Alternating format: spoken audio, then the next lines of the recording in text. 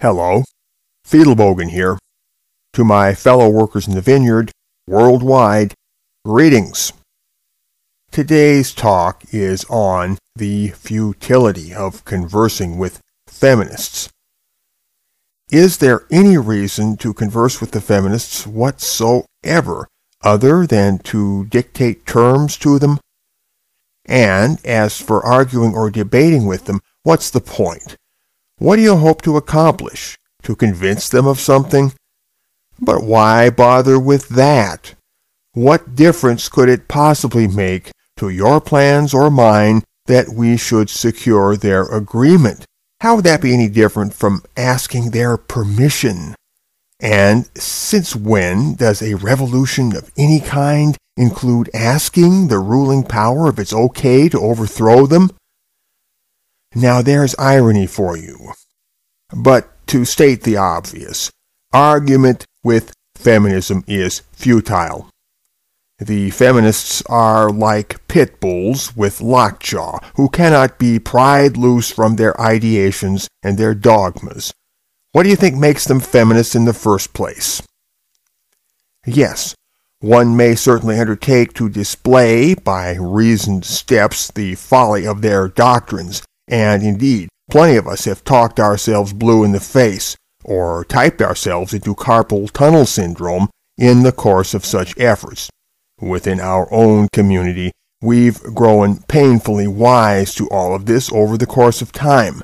We at first believed that we could somehow convince them of the heinous error of their thinking, or, if not convince them, at least confute them and shame them into silence. But alas, the contrary outcome has rewarded our labors. Their obstinacy grows steadily more entrenched, even as the baneful effect of feminist theory and its practical application becomes apparent. And throwing facts at them is consistently and perpetually to no avail. By virtue of our long-standing debates with feminists and collaborationists, we have become eye-glazingly familiar with their arsenal of argumentative tricks. Initially, they will bank upon the assumption that their interlocutors are naive or stupid, but when they get so entangled in the meshes that no easy exit offers itself, they will suddenly turn into simpletons.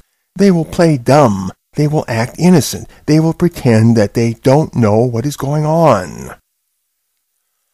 All right, I am willing to allow that at least some of them genuinely don't know what is going on, but plenty of them know perfectly well what they are about.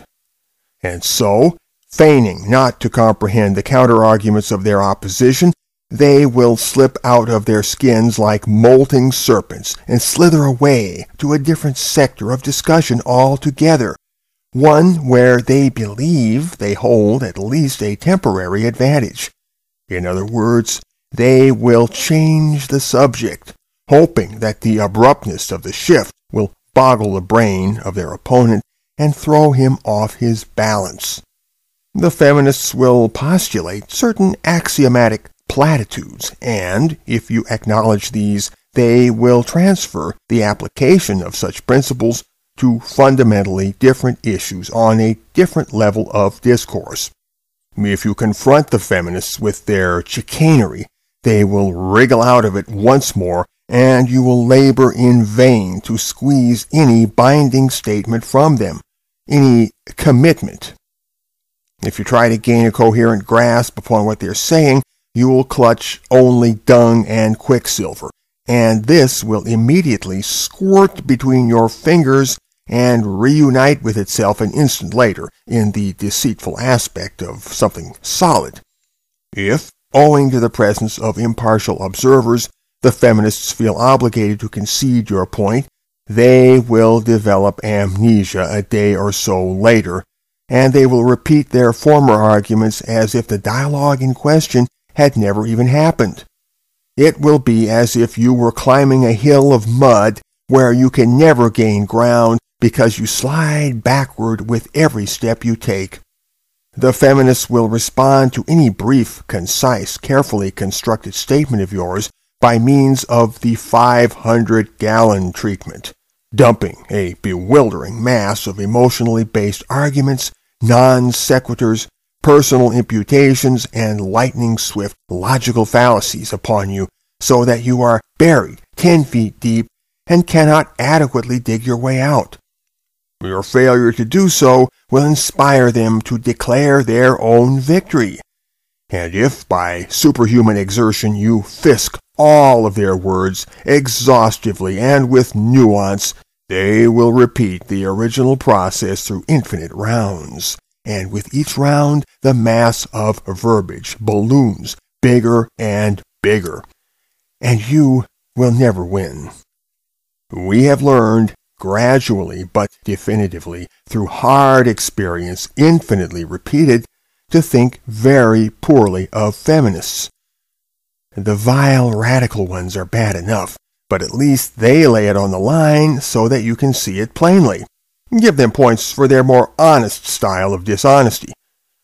You are doubtless familiar with the time-worn bromide that not all feminists are like that. And that is just the point, for the fact that some feminists are like that makes it unnecessary for all of them to be so.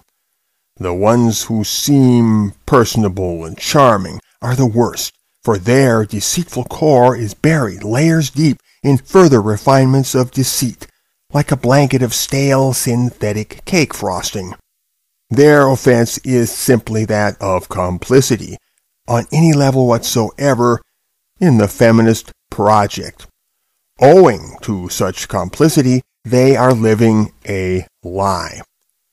The futility of conversing with feminists as individuals in the microcosm of daily life scales up quite naturally into the macrocosm, or what you would call the macro-political. It is equally futile for us to converse, at least for debating purposes, with feminism as such. Feminism, as a movement and as an ideology, operates from essentially the same bag of tricks as any individual feminist you might happen to be arguing with. The goal of feminism, as a movement, is to force men collectively into the same condition of head-spinning befuddlement and vulnerability to suggestion which the lone feminist seeks to inflict on the individual non-feminist male. Brother man, feminism is not your friend. So, what then is to be done? All right, rouse the sleeping dragon of male political consciousness by simply telling the world the nasty truth about feminism. Then sit back and mark what must predictably transpire. Watch how people mock them. Watch how people disrespect them. Watch how people permit them no quarter. Watch how people permit them no rest. Watch how people make them the butt of jokes and incite others to do likewise. Watch how people turn their lives into a bottomless quagmire of cognitive dissonance.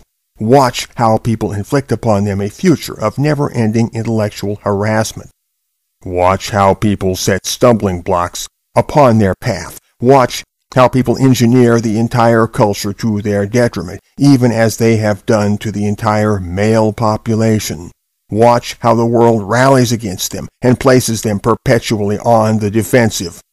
Watch how the poison of feminism comes back upon the feminists themselves and grievously sickens them.